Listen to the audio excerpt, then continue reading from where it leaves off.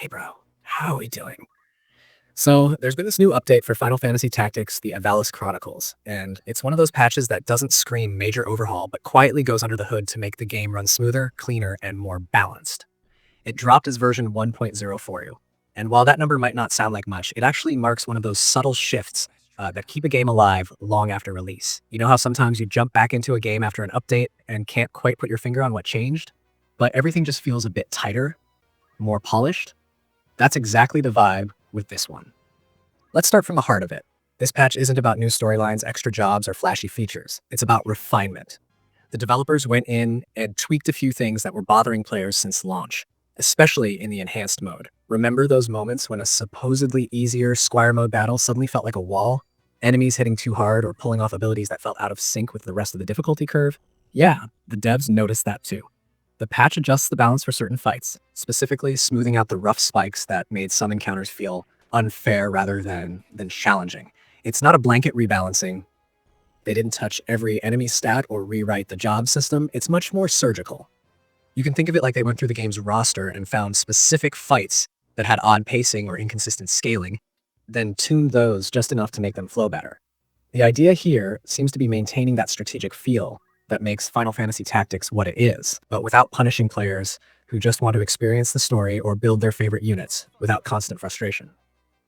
For anyone who's playing through enhanced mode and felt those moments where the difficulty spiked out of nowhere, you'll probably notice smoother transitions now.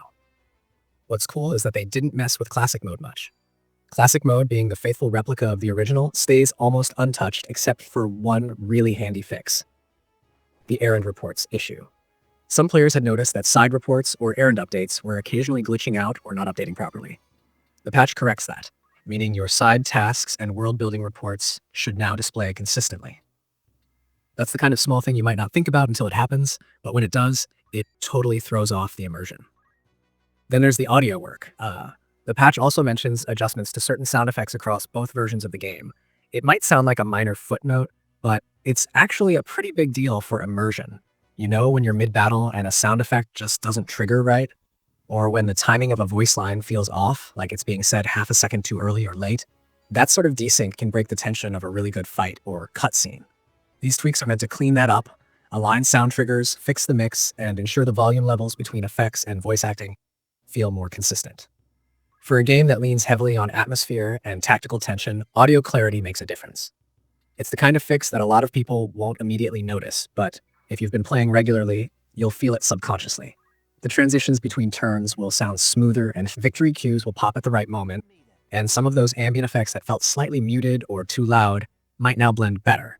You could say it's a quality of life improvement disguised as a technical one. Now let's talk about why these updates matter in the bigger picture. Final Fantasy Tactics has always been about depth and strategy, but it also has a steep learning curve. The remaster's enhanced mode was meant to help bridge that gap, offering newcomers a friendlier experience without dumbing it down.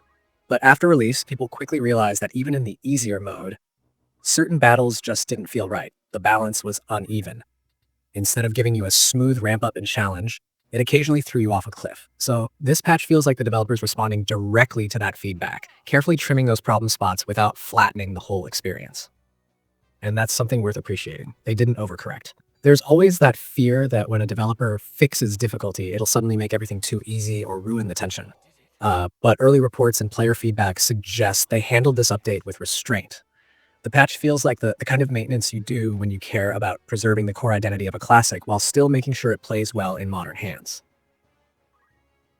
You could say it's an invisible update. It doesn't show off, but it's felt everywhere. It's not about adding new content, it's about making the existing content shine the way it should have from the start. That's what good patches do. They don't steal the spotlight, they polish it.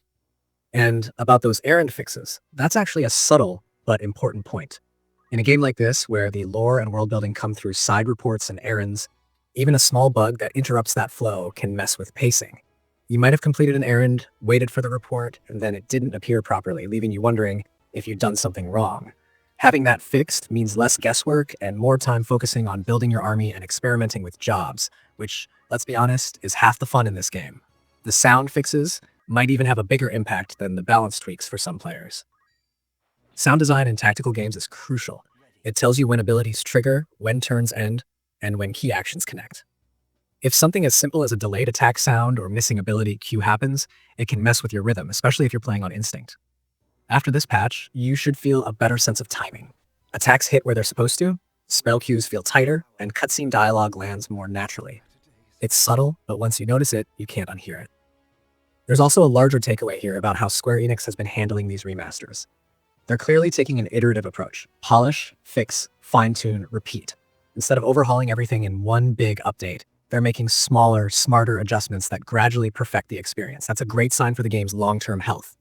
It shows they're paying attention, reading community posts, and quietly making sure every element lines up.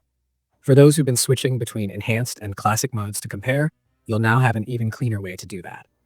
The contrast between the two versions feels sharper, not because the content's changed, but because the polish levels are closer to what each mode was intended to be. Classic still feels nostalgic and raw, enhanced feels smoother and more modern. And with these fixes, the difference is one of flavor, not frustration. It's also nice to see that they didn't just ignore the audio or minor systems while chasing big, flashy updates. That's a trap a lot of studios fall into. They'll focus on adding content to keep the hype alive and forget about foundational polish. This patch goes the other way. It quietly says, we're listening, we're cleaning up the details. And that's how good long-term support should look. Now, while the update doesn't overhaul gameplay, it indirectly improves it. Think of how much smoother your tactical decisions feel when the game runs cleanly. When sound cues match actions, when battles don't spike unpredictably, and when side missions behave the way they're supposed to, you play with more confidence. You can focus on your strategy, not on wondering whether the next fight's difficulty curve will sucker punch you. This update also shows how the developers understand their audience. They know there's a split between purists who love the raw challenge of the original and newcomers who prefer a modern balance. So instead of flattening both sides into one, they maintain both experiences and just fix the things that shouldn't have been broken in the first place. It's a smart move that keeps everyone happy without compromising the game's soul. You can almost sense the care in the way they've handled the patch notes. Short, clear, and without unnecessary fluff. It's the kind of update where they're not bragging or overpromising, they're just fixing what needed to be fixed. And that subtle confidence says a lot. It means they know what they're doing, and they're not trying to distract you with marketing language. The community reaction so far seems to echo that appreciation. Players have noticed the difference, even if they can't always articulate it. Smoother transitions, less frustration, cleaner audio, fewer weird hiccups in progression. It's like someone tuned the whole thing just slightly upward without changing its essence.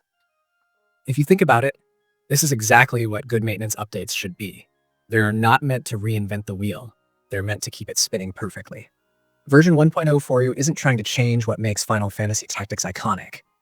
It's about making sure the remastered version does justice to that legacy. By fixing little inconsistencies in battle flow, sound design, and side reporting, they're reinforcing the experience instead of reworking it. And honestly, that's the kind of attention that keeps a game relevant. When a developer still takes time to issue precise fixes like this, it shows commitment. It shows that even after the big launch excitement fades, they're still paying attention to how the game feels to play day to day. So, if you've been on the fence about jumping back into your save file, now's a great time. Install the update, fire up one of those tricky Squire-mode missions, and see how it feels.